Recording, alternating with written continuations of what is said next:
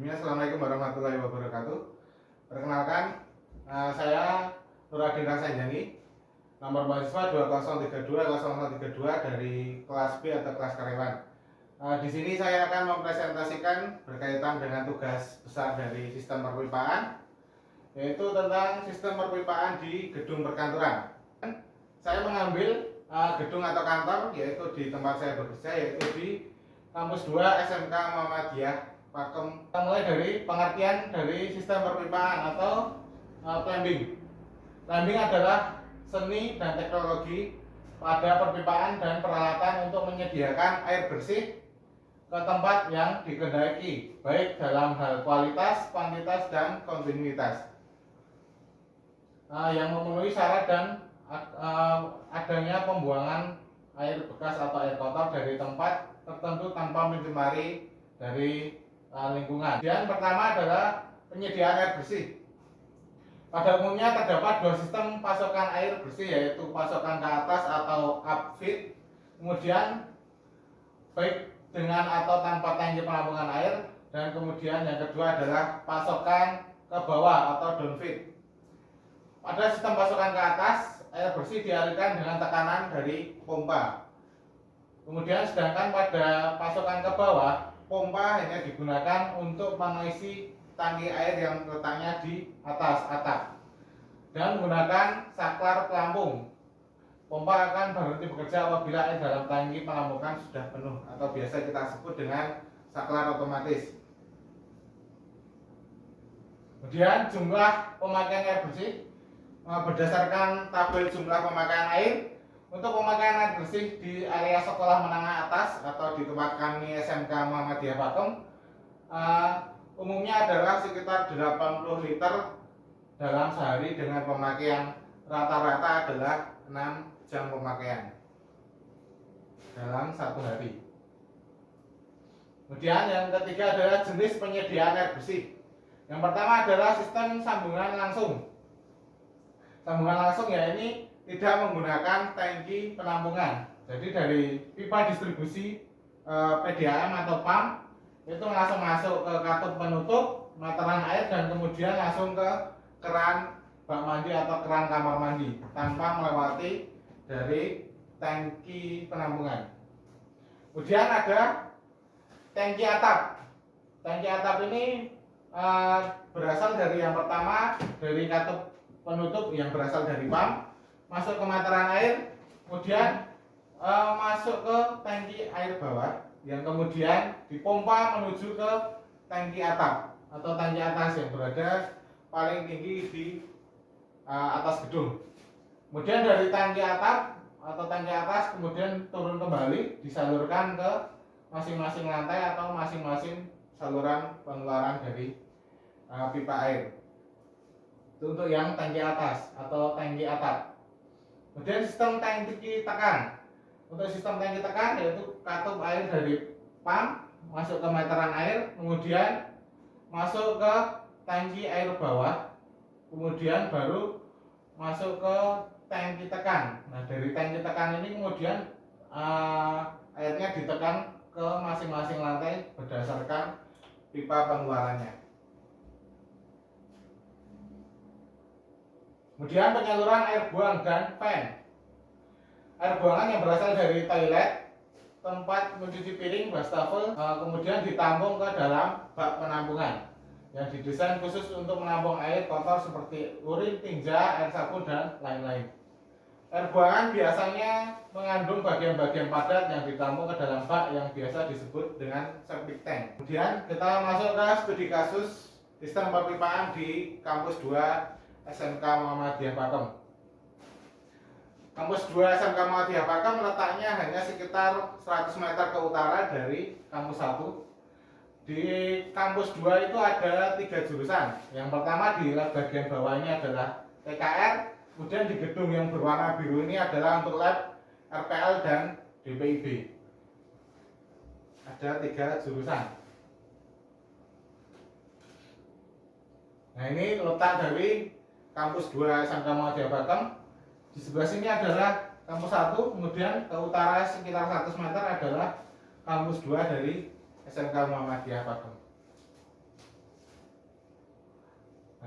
Kemudian jumlah individu di kampus 2 SMK Muhammadiyah Pakem, yang pertama di lantai 1 itu ada ruang guru otomotif yang berisikan guru otomotif itu sebanyak 11 orang.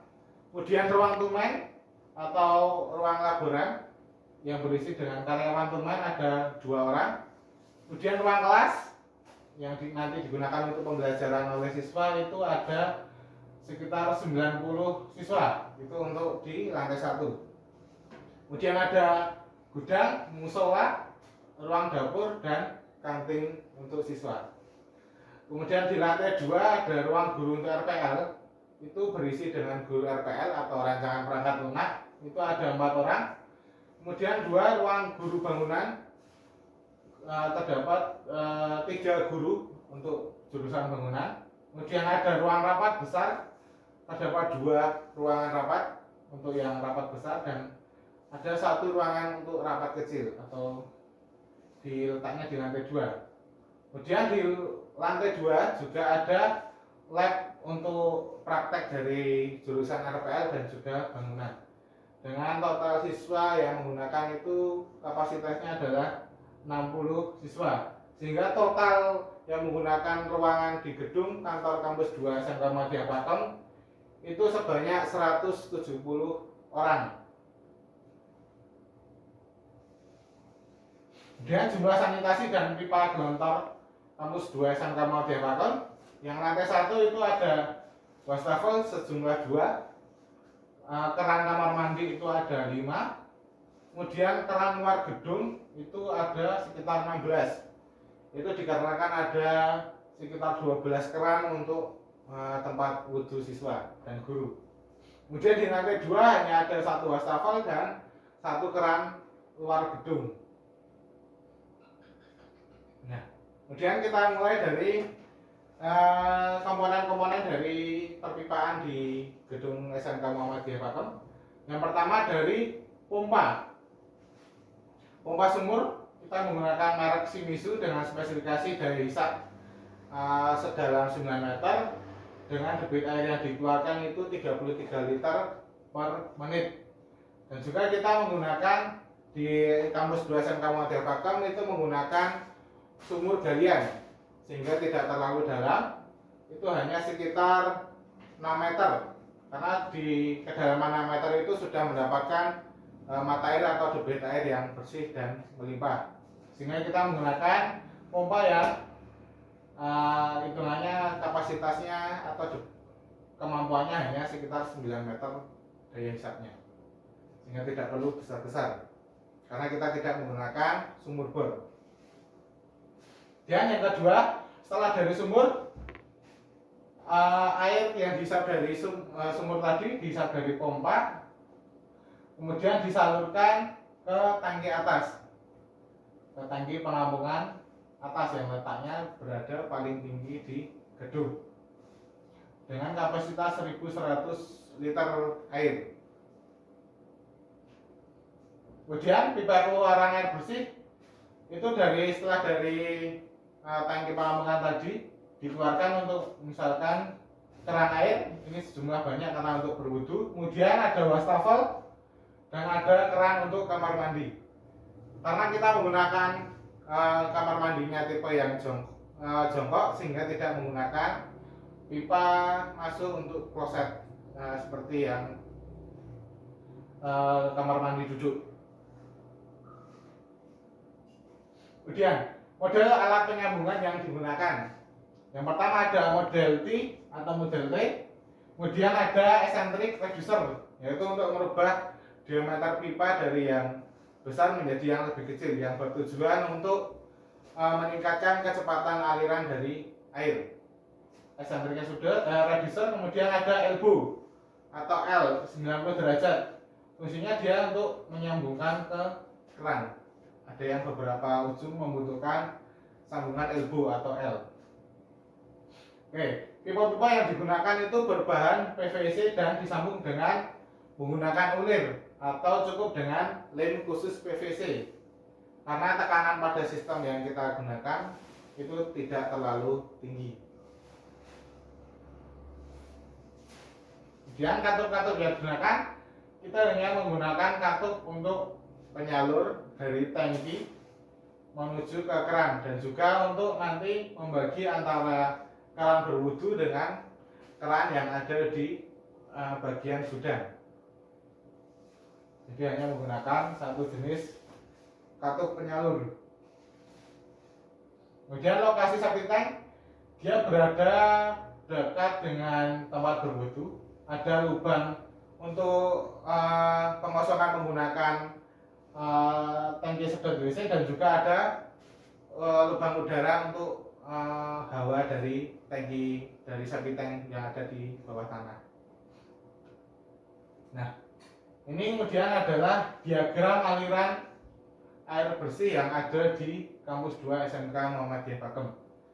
Seperti yang saya sampaikan tadi di awal, kita hanya menggunakan sumur galian, bukan sumur bor. Kemudian air dari sumur kita sedot menggunakan pompa. Kemudian kita alirkan menuju ke tangki atas yang berada di atas gedung.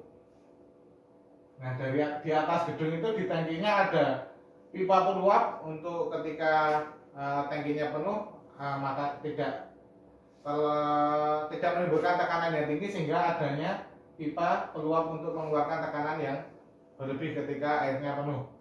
Kemudian ada katup penguras di bagian dari tangkinya. Nah, kemudian ada katup input yang berasal dari pompa tadi, dan juga katup output atau katup utama penyedia air atau penyalur air.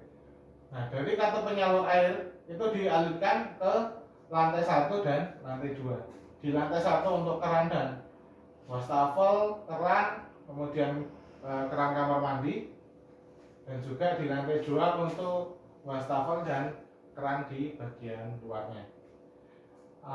Karena tidak terlalu padat penggunaan pipanya, sehingga hanya dibuat sederhana seperti ini untuk penyaluran air dari sumur menuju ke pipa pengeluaran.